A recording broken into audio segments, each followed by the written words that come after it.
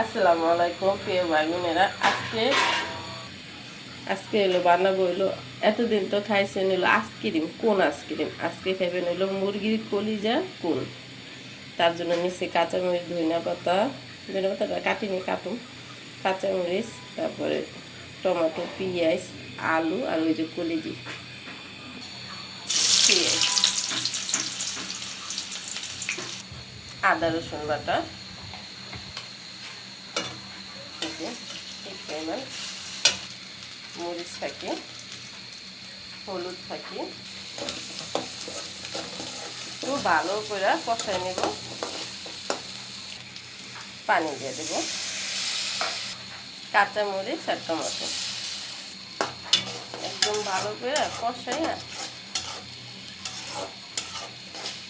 যদি আপনারা ঝালটা কম খেতে চান তার একটু কাঁচামরিচ কম দিবেন, মাপে কম বানাইলে কম দিবেন, মাপে বেশি বানাইলে একটু বেশি দিবেন। কলিজাটা ধুইয়া ঝরা দিয়ে রাখছেন।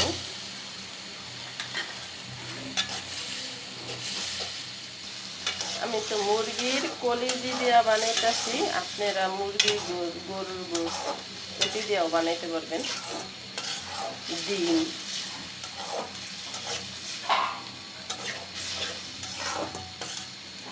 এই যে মটরশুঁটি ছিল প্রয়োজন করা, মটরশুঁটি দিয়ে দিলাম একটু। আমি গরম মশলা ফাঁকি, জিরা ফাঁকি,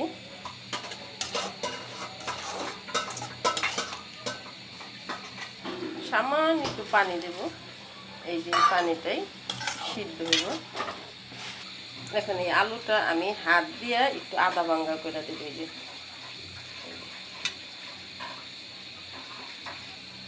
হয়ে গেছে।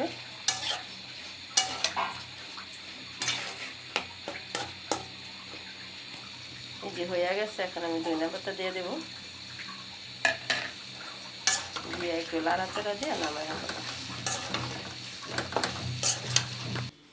এই যে ময়দাটা নেব, লবণ আর এই যে ময়দা, যতটুকু ময়দা নেবেন ওইভাবেই আমি লবণটা নিচ্ছি।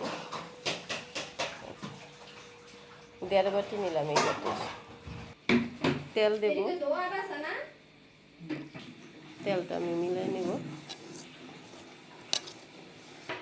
এটা হালকা কুসুম গরম পানি। সময় থাকলে মাইখা আধা ঘন্টা 1 ঘন্টা রাখা দিবেন। আর যদি সময় না থাকে, ইফতারি টাইম এখন তার বেশি সময় নেই, তার জন্য আর বেশিক্ষণ রাখা যাব না। এই মানে আটাটা নরম করবেন না, নরম করবেন, একটু শক্ত ছানবেন।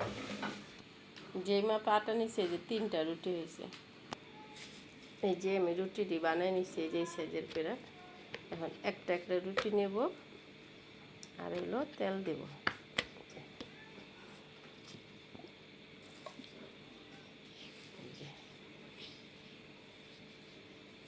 তারপর একটু ময়দা দেব, আর একটা রুটি নেব, আবার একটু তেল দেব।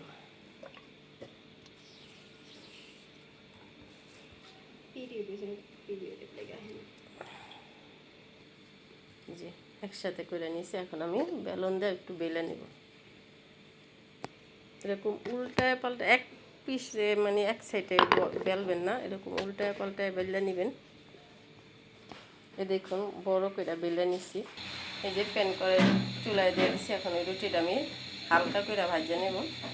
এই যে দিয়ে দিলাম, যেমন সমুচা বানায় না ওরকম করেই ভাজে নিতে হইব হালকা করে।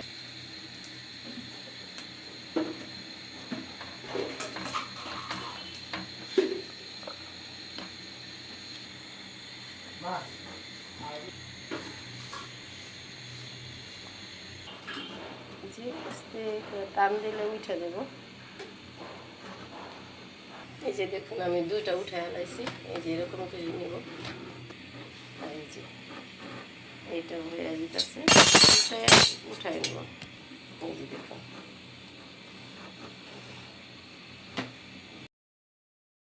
এই যে ভাজা নিছি। দেন 4টা রুটি খুব সুন্দর করে ভাজা হয়েছে, সমোচার যেরকম বানায় এরকম।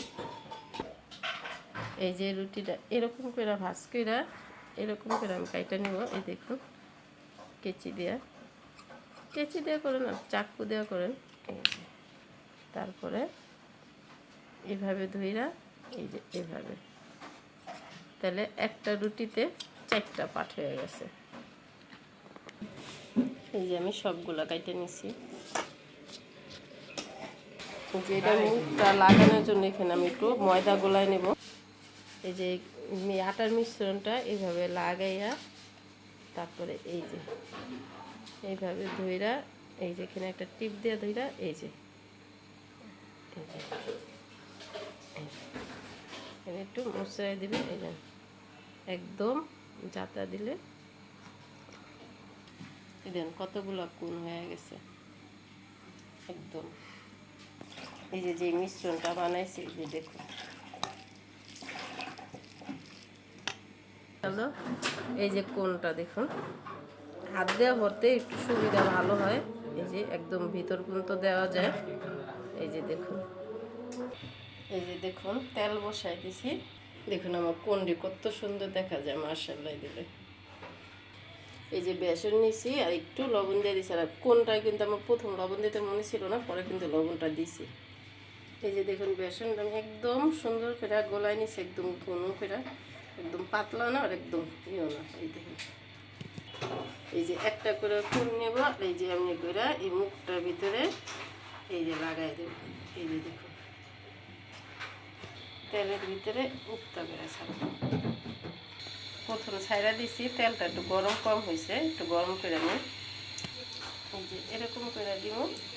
এই দেখুন মুখটা সিল হয়ে গেছে, এখন কত সুন্দর দেখা যায় মাশাআল্লাহ। আর একটা দিয়ে দেখাই। এই যে দেখুন এই যেখানে সিল করে দিলাম। এই দেখুন মুখটা সিল করার পর কত সুন্দর দেখা যায় মাশাআল্লাহ দিলে। আমার তো কড়াইটা ছোট, প্যান কড়াইটা, তার জন্য আমি 3টা করে দিতে পারবো। এই যে দেখুন কত সুন্দর হয়ে ভাজা হইতেছে। আলহামদুলিল্লাহ আলহামদুলিল্লাহ মাশাআল্লাহ মাশাআল্লাহ।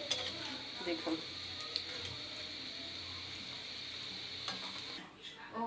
এই যে দেখুন আমার কলিজার কোণটি কত সুন্দর দেখা যায়। কলিজার কোণ যেমন কলিজার কোণের মতনই দেখা যায়।